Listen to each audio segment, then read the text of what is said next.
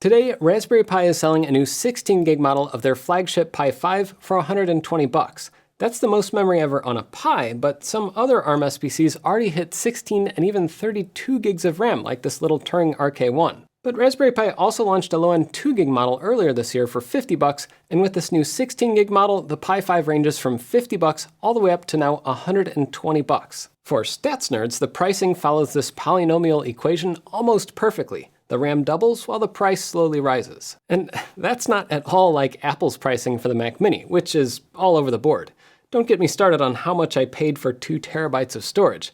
But the Mini is a lot different. The base model has 16 gigs of RAM, and sure, it costs 5 times more, but it delivers 8 times more performance. So the value equation for computers with soldered-on RAM chips isn't always simple. But the M4's CPU is fast enough to really benefit from 16 gigs of RAM, or even more than that.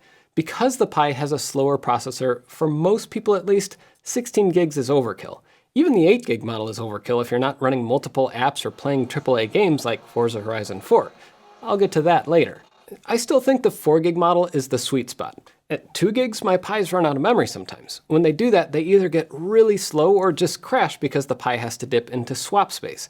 Whenever you run out of RAM on Linux, it tries using slower storage, especially slow if you're using a microSD card. And it kind of extends the amount of RAM the processor can access. But at best, it makes things go really slow. At worst, it leads to stalls and crashes. And I've experienced that on my 8 gig Pi 5. When I tried running Forza Horizon 4 a couple months ago, I noticed the RAM was filled up and the system just went unresponsive, and I literally let it sit there for hours. That's an extreme case though. For most projects, I don't use all the RAM. The 4 gig model is right in the sweet spot for value.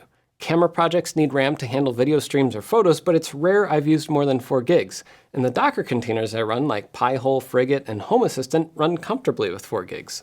But right now I run all those apps on separate Pis. If you have modest needs like I do, like you're not serving hundreds of clients, or you don't have like 8 4K cameras or 1,000 smart devices, having more RAM means you could consolidate multiple apps onto one Pi.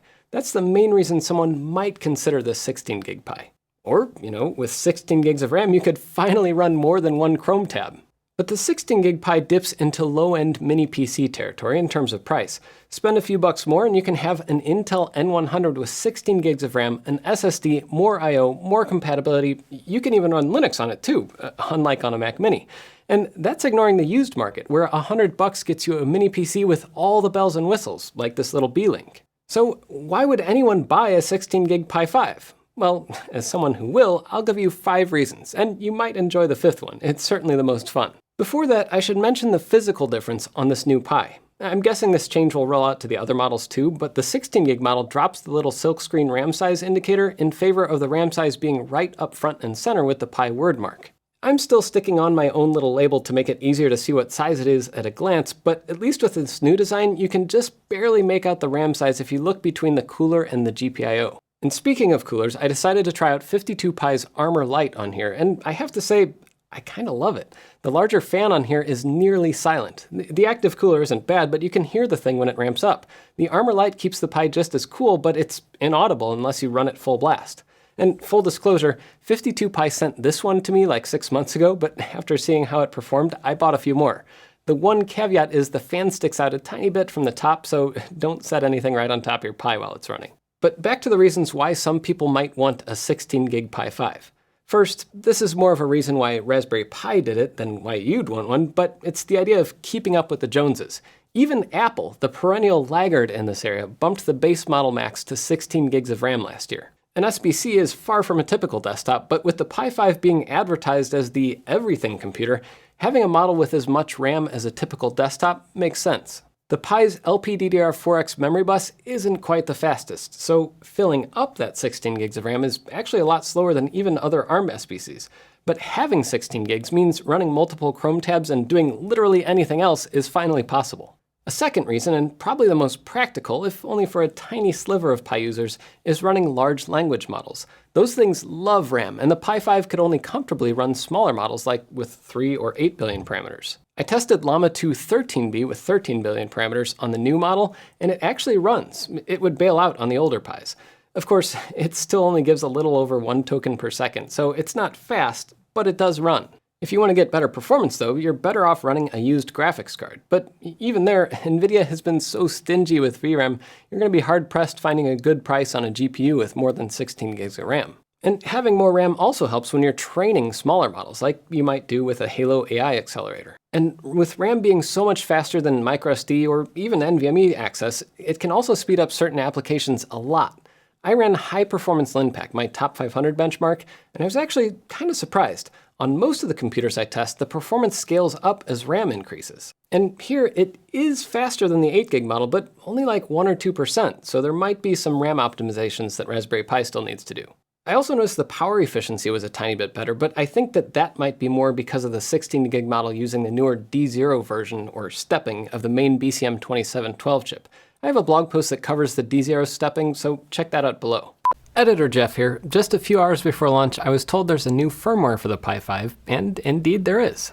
I upgraded it and just reran all my benchmarks, and the new memory timings make a huge difference. Tiny MemBench went from 9.4 to 10 gigabytes per second. High Performance LinPack went from 35.6 gigaflops to 36.7 gigaflops, and Llama 13B went from 1.2 to 1.36 tokens per second. If you want to learn more about the impact these memory timing changes can make, check out my blog post on that topic, also linked below. Now, back to past me for the rest of the video. Overall, raw CPU performance doesn't seem to be affected much by having double the RAM. I think the area that would help performance the most is if you run something that uses RAM for caching, like my Ultimate Pi NAS, which I'm still using today. It runs on ZFS, and ZFS loves caching files in RAM to drastically speed up network file access. So I might actually upgrade that Pi 5 to the 16 gig model. Probably the best reason to use a 16 gig Pi 5 is if you want to run multiple apps or servers on the same Pi, even if you're running the Pi as part of like a Kubernetes cluster. A lot of apps like web servers and database servers need a minimum of maybe half a gig or a gig of RAM per process. And if you want to serve more clients, having more RAM means you can have more parallel workers. I know for my own website, it runs on Drupal and it needs 256 megs of RAM per worker thread. Running on an 8 gig Pi 5, especially if I run the database on the same Pi and give that 2 gigs of RAM, I'm limited to about 24 worker threads. That's actually more than the server that I'm actually running it on in the cloud right now. But if I wanted to run 2 or 3 websites off one Pi, I could, giving each one 24 workers. Love it or hate it, developers are not getting any more efficient. The app that takes 256 megs of RAM today will eat up half a gig tomorrow. And you might fit Chromium in like 4 gigs today, but it's going to be 8 gigs in a few years, especially when you load up a modern website with like half a gig of auto-playing video ads. Which is why you should probably have a Pi running Pi-hole somewhere on your network. But that's besides the point. Far and away, the most fun I've had in my testing is getting more AAA games to run on my eGPU Pi 5 setup, like Forza Horizon 4, which I mentioned earlier. It overloaded the 8 gig Pi 5 and crashed. With 16 gigs, the game doesn't stall out, though it's still a bit much for the Pi's anemic CPU.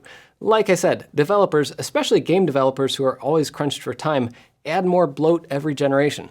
Most AAA games now require a minimum of 16 gigs. And riddle me this, why does Steam require 4 cores running full out just to download a game? I mean, I get it has to decompress the download file, but using 30 gigaflops of CPU power just to download a game file seems like a lot of waste. I did realize if I switch to the small mode for Steam's UI, that seems to free up a little bit of CPU, but Steam downloads were still being bottlenecked. Maybe we should just switch back to buying physical disks. Anyway, with 16 gigs of RAM, I could finally run Forza Horizon 4. It doesn't run great, but it does run, and on low settings I could even get about 20 FPS at 1080p.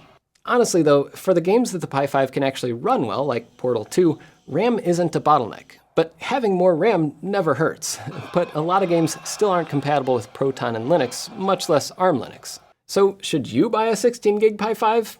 At 120 bucks, it's not the best value for most people. By the time you pass 100 bucks, a full Intel mini PC for just a few bucks more is mighty tempting. But it's not like it's a bad value either, it's just in line with the rest of the Pi 5 pricing. Memory chips are still expensive, and because of that, the Pi 5 16 gig is also expensive. But at least it exists now.